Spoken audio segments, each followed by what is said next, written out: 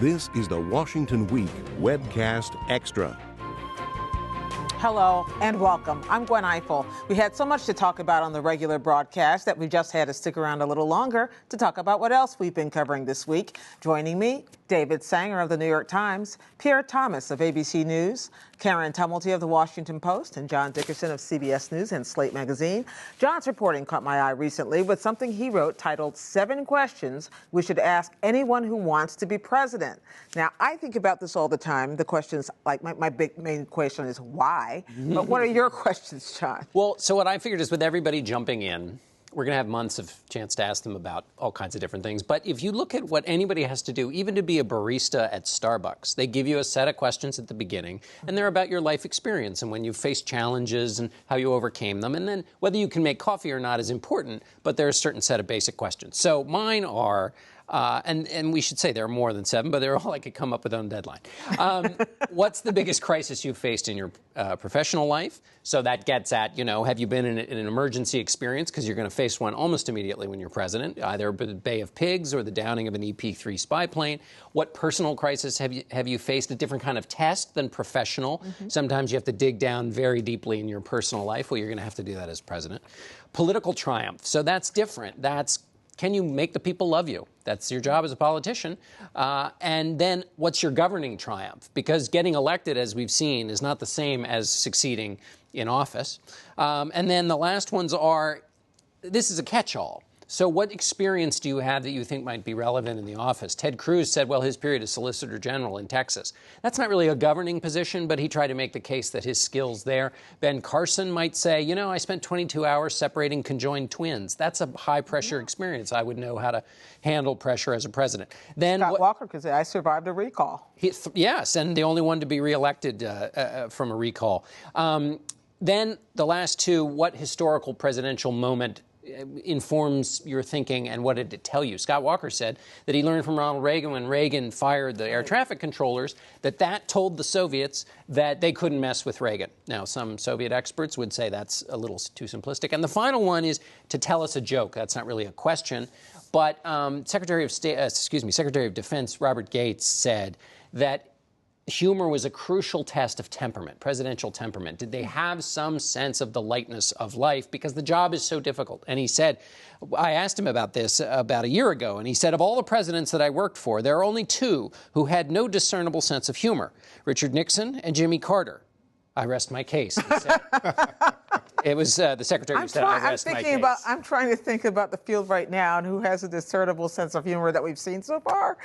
I'm going to keep thinking about that. 4 of those 7 would work for a barista test. Yes, exactly. Don't forget, John Dickerson's the guy who stumped George Bush by asking him if he had anything that he regretted, and he had no answer, and later said, I have a regret, and that's that I let John Dickerson ask me a question. At a presidential news conference. I remember that. I remember thinking, what a dumb question. Oh, good answer. As long as you get a good answer, it's a great question. Karen, I want to ask you a little. You just got off a plane literally a couple hours ago from Iowa, where we're all going to be spending a lot of time this year. So you get any sense on the ground that people are anxious for this to start, or are they in dread? They're already in the middle of the process. And I went to, particularly, I'm interested in social conservatives because their pick tends to win in Iowa. And 2 of their last picks, Rick Santorum from 2012 and Mike Huckabee from 2008, are in the race again. So I went to a big gathering of Christian homeschoolers, who, by the way, are they're the infantry you want in your army in Iowa. And I was really struck by how completely open they are. They're very excited about the new faces. Ted Cruz is getting a lot of attention. Bobby Jindal, they're very open to. They really do. You get the sense that these guys are all starting from scratch, even though they have some familiar figures in the race. And there's also a sense that they cannot let themselves be sort of split up the way they were in 2012. A lot of them going with Michelle Bachmann. Does it worry them at all that when they do, what you mentioned, Mike Huckabee and Rick Santorum, when they do settle on a candidate, that person often doesn't survive much beyond Iowa? But their sense is, and again, you can disagree with this, but is that what they want and right now the rallying cries are things like religious liberty and opposition to Common Core, the curriculum standards. It is that we want somebody who is pure, somebody who will push for our issues, push for our values. And so I think that shape the rest of the field. It suggests that somebody like Jeb Bush is going to have a real uphill climb in Iowa. Fascinating. Okay, let's move back to foreign policy issues, David. The interesting thing that also happened this week was Yemen, and we see Yemen falling apart before our eyes. Lots of accusations that Iran is secretly behind this, and of course, we're supposed to be making nice with Iran on the nuclear negotiations. So my friend Judy Woodruff asked John Kerry about this week. How do you keep these two things? Let's hear what he had to say. There are obviously supplies that have been coming from Iran. There are a number of flights every single week that have been flying in, and we trace those flights, and we know this. We're well aware of the support that Iran has been giving to Yemen.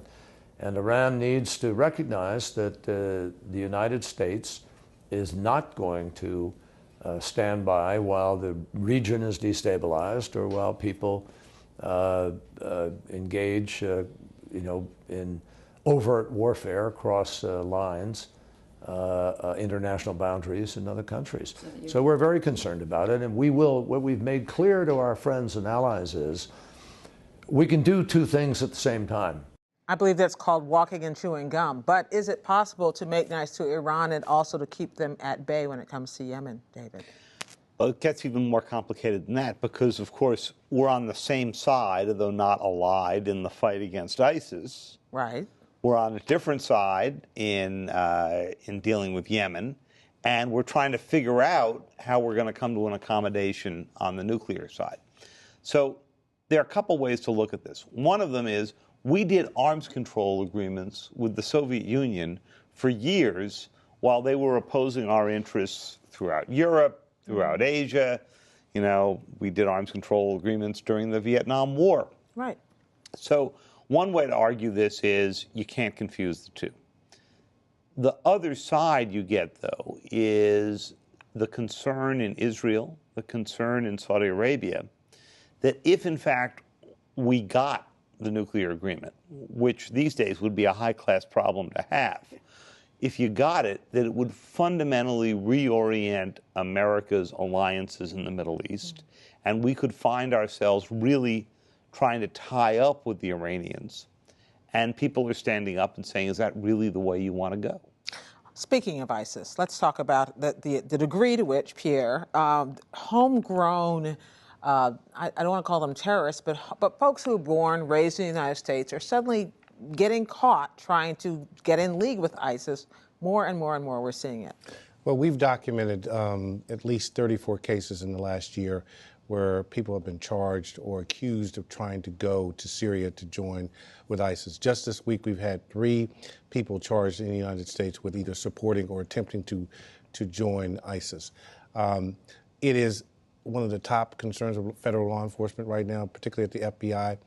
And what they're finding is that ISIS is using social media in a way never seen before, and where people are going online and seeing all different kinds of videos that they are producing, and it's inspiring them.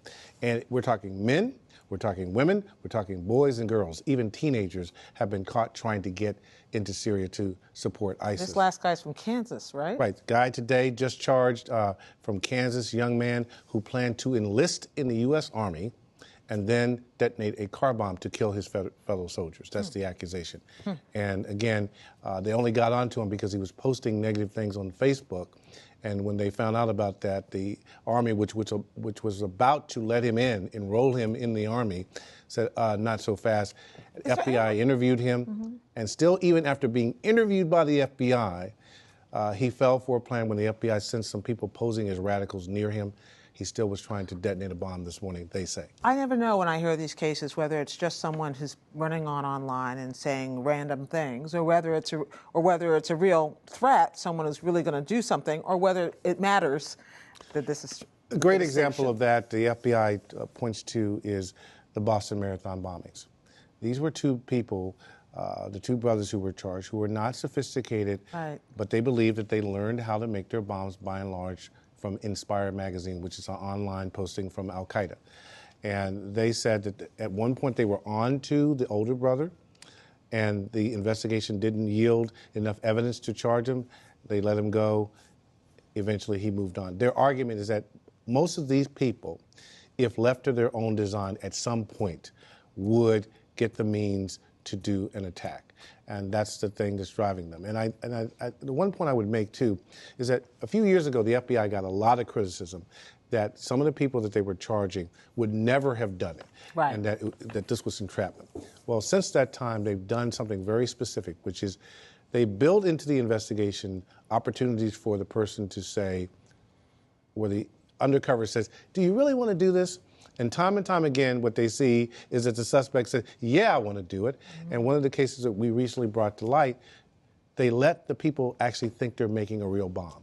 And they get them dialing what they think is a phone that would detonate the bomb. So they have them physically there. So when you show that to the defense counsel, most of the cases don't even get to trial. Okay. Well, thank you very much, Pierre. Thanks, everybody else, as well. So you can stay online all week long for the latest developments on politics and policy from the best reporters in Washington, our panelists. That's, of course, at pbs.org/Washington Week. And we'll see you next time on the Washington Week Webcast Extra.